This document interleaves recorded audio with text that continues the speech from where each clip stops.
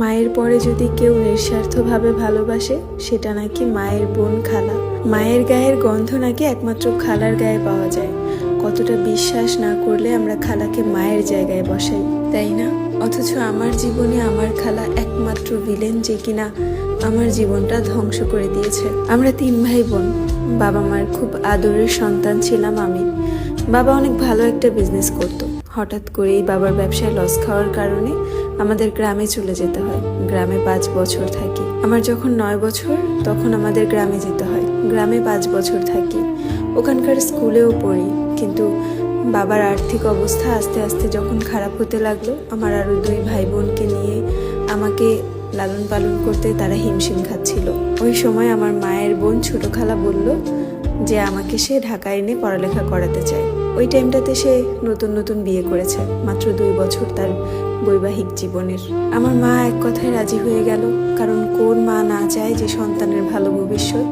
আমরা সবসময় ঢাকায় ছিলাম, তাই গ্রামের সাথে খাপ খাইয়ে চলতে আমাদের অনেক সমস্যা হচ্ছিল। মা ভেবেছিল হয়তো বা আমি যদি ঢাকা লেখাপড়া করি আমার ভবিষ্যৎটা একটু অন্যরকম হবে। বাবা প্রথমে রাজি ছিল না, কিন্তু আমার খালা আর মা মিলে রাজি করিয়েছে। তারপর আমাকে ঢাকা লেখাপড়া করতে পাঠানো হয় খালার বাসায়। 14 বছর বয়স আমার, 8-এ পড়ি। 9-এ উঠে আমার খালার বাসায় যেয়ে স্কুলে ভর্তি হওয়ার কথা ছিল। খালামণি যখন আমার মার কাছ থেকে নিয়ে আসে আমাকে বলেছে যেই সপ্তাহে আনবে ওই সপ্তাহে স্কুলে ভর্তি করবে, কিন্তু করেনি। 1 সপ্তাহ, 2 সপ্তাহ, 3 সপ্তাহ, 1 মাস চলে গেছে। আর আমি যে কাউকে ফোন দিয়ে বলবো সেই অবস্থাও ছিল না। একমাত্র আমার খালুর কাছেই ফোন ছিল আর আমার বাবার কাছে। খালু সবসময় বাসায় থাকতো না, তাই আমি সহজেই কাউকে ফোন দিতে পারতাম না। খালামণি চাইলে মায়ের সাথে কথা হতো। ওই 1 মাসে মাত্র একবারই মায়ের সাথে কথা হয়েছিল। ওই যে বললাম না, ওই টাইমটাতে সচরাচর সবার হাতে ফোন ছিল না।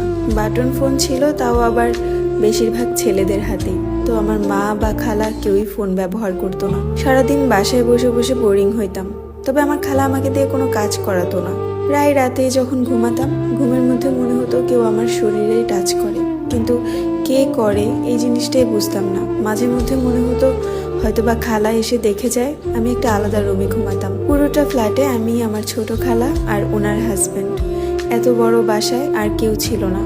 মাঝে মধ্যে আমার খালামণির শাশুড়ি এসে থাকতো, কিন্তু উনি 2 দিনের বেশি থাকতে পারতো না।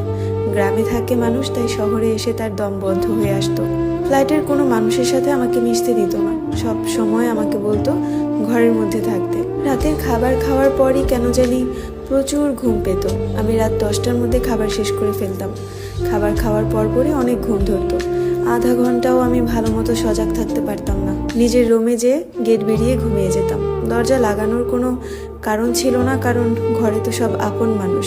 একদিন রাতে আমাকে খাবার দিয়ে আমার খালামণি আর তার স্বামী বাহিরে বাজারে যায়, রাতের বউ বাজারে বাজার করতে। তো ওই টাইমটাতে আমি আমার ডালের মধ্যে একটু মাছি পড়া দেখেছিলাম, তাই আমি আর সেই খাবারগুলো খাইনি। ভাতগুলো জানালা দিয়ে ফেলে দিয়েছিলাম। আর মাছি পড়ার কারণে খাবার খাওয়ার রুচি নষ্ট হয়ে গেছিল। আর পিছনে, আমাদের বাড়ির পিছনে পুকুর থাকার কারণে, মানে বিল থাকার কারণে সবগুলো খাবার পানিতে পড়ে গেছে। খালামণি হয়তো মনে করেছে আমি খাবার খেয়ে ফেলছি। রুমে যেয়ে যথারীতি শুয়ে পড়ি। ওই দিন আর আমার ঘুমে চোখ ভেঙে আসছিল না। কিছুক্ষণ শুয়েছিলাম। তার কিছুক্ষণ পরই আমার শরীরে একটা হাত অনুভব করি। আমার পাশে কেউ এসে শোয়ার পর আমাকে জড়িয়ে ধরে আমাকে বিভিন্ন স্থানে স্পর্শ করতে শুরু করে। হঠাৎ করে চোখ খুলে দেখি আমার পাশে আমার খালামণির হাজব্যান্ড। আমি চিৎকার দেওয়ার আগেই আমার মুখ চেপে ধরে। তারপরে আমি হাত পা ছোড়াছুড়ি করি। ওনার পেটে একটা লাথি দিয়ে দৌড় দিয়ে আমি আমার খালামণির রুমে চলে যাই। খালাকে যখন কান্না করে সবকিছু বলতে নিলাম, তার মুখে কোনো প্রতিক্রিয়া ছিল না। এমন একটা ভাব ছিল যে সে আগে থেকেই জানে যে এগুলো আমার সাথে হবে বা হচ্ছে। খালার কাছে বিচার দেওয়ার পর সে আমাকে বলল, চুপচাপ যেয়ে রুমে শুয়ে পড়, আর কোনো কথা বলিস না। আমি তাকে এতবার বললাম যে ওই রুমে তো ওই লোকটা আছে, ওনাকে সরতে বলো, আমি কালকে বাসায় চলে যাব। তারপরে বলল যে উনি সরে গেছে, তুই যেয়ে তোর রুমে ঘুমা। কোনো কথাই আর বললো না। আমাকে কিছু জিজ্ঞাসা করলো না কখন কি হয়েছে বা তোর শরীরে কোথাও টাচ করেছে কিনা, কোনো কিছু না। আমাকে শুধু বলল যে যেয়ে রুমে যেয়ে শুয়ে পড়।